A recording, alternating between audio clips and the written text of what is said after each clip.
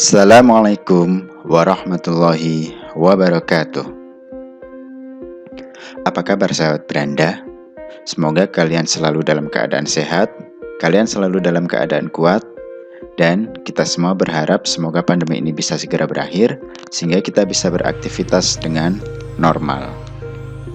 Kembali lagi bersama kami, Beranda Pendidikan.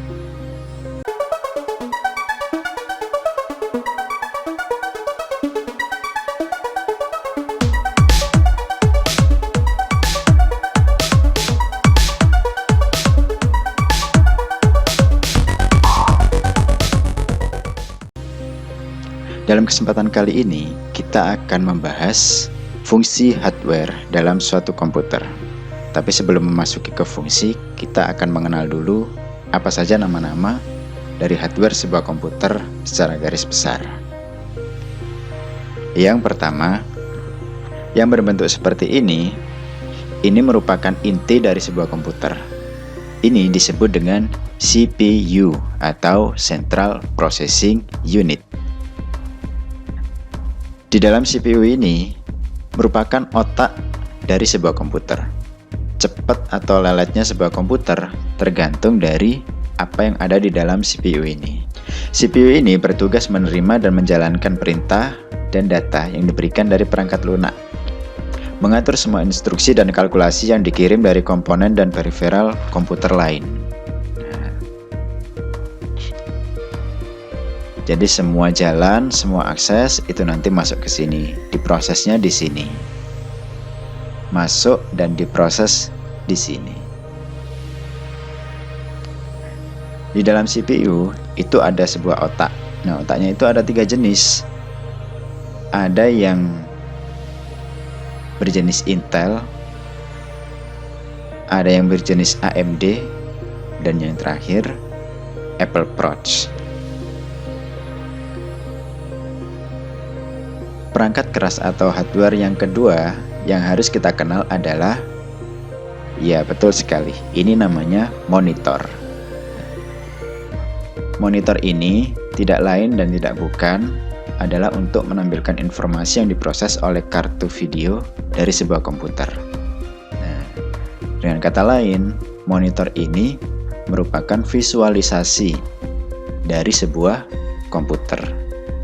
Secara garis besar, monitor itu terbagi menjadi 2, yaitu ada yang bertipe CRT atau Cathode Ray Tube. Ini biasa kita sebut sebagai monitor tabung. Nah, monitor tabung ini untuk saat ini sudah hampir dan jarang sekali kita temui. Karena pada zaman sekarang, semua monitor sudah berubah menjadi LCD atau Liquid Crystal Display. Ciri-cirinya monitor LCD itu tipis, kalau monitor tabung itu tebal, seperti TV pada zaman dahulu kala. Perangkat keras yang ketiga yang harus ada pada sebuah komputer adalah keyboard. Keyboard ini merupakan perangkat input yang digunakan untuk memasukkan karakter dan fungsi dengan menekan tombol. Jadi keyboard ini tidak akan berfungsi kalau tombol-tombolnya tidak ditekan. Selain itu, keyboard merupakan alat utama yang kita gunakan untuk berkomunikasi dengan komputer. Contoh, untuk membuka tombol start, kita bisa melakukannya dengan keyboard. Keyboard ini berisi tombol-tombol fungsi ya, seperti F1, F2, F3, dan seterusnya. Di mana fungsi-fungsi ini merupakan fungsi dasar dari sebuah komputer. Juga berisi huruf. Nah, selain huruf, juga ada angka-angka. Secara garis besar, keyboard itu terbagi menjadi 2 jenis, yaitu yang berkabel atau yang tanpa kabel, yang wireless, bisa pakai Bluetooth atau bisa pakai Wi-Fi. Perangkat keras yang terakhir yang harus ada pada sebuah komputer adalah mouse. Mouse ini merupakan perangkat input yang kita gunakan untuk mengontrol pergerakan kursor atau pointer. Kalian lihat gak di sini ada yang bergerak-gerak? Nah, seperti tanda panah, itu namanya kursor atau pointer. Ini bisa kita gerakkan hanya dengan mouse, tidak bisa kita gerakkan dengan keyboard. Selain untuk menggerakkan pointer, mouse juga berfungsi untuk memilih objek. Selain itu, scroll.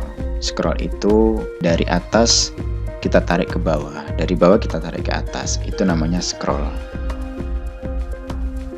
Secara garis besar, mouse juga dibagi menjadi dua, yaitu ada yang berkabel seperti ini, dan ada juga yang tanpa kabel.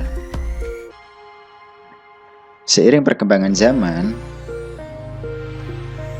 CPU yang awalnya tadi besar, itu bisa berubah jadi kecil, yang disebut dengan mini PC. Sekarang sudah ada mini PC, paling tidak ukurannya itu 10 cm x 10 cm, cukup kecil dan cukup ringkas. Kemudian keyboard dan mouse. Keyboard dan mouse ini juga sudah ada yang nirkabel atau tanpa kabel, menggunakan jaringan Bluetooth atau jaringan Wi-Fi.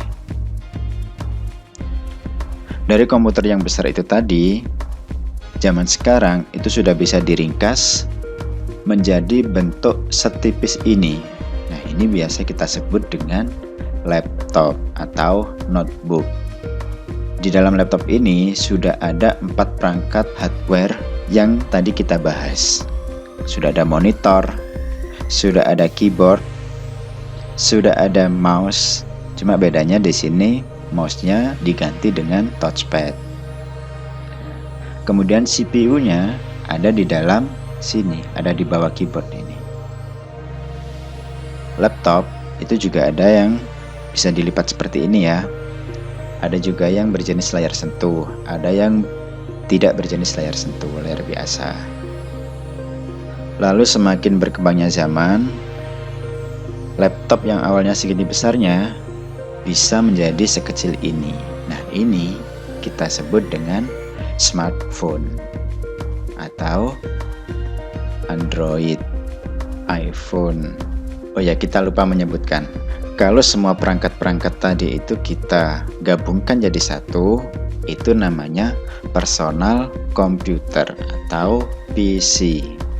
Terima kasih, itu yang bisa kami jelaskan dan kami kenalkan tentang perangkat-perangkat komputer yang wajib ada agar komputer bisa berjalan dengan normal.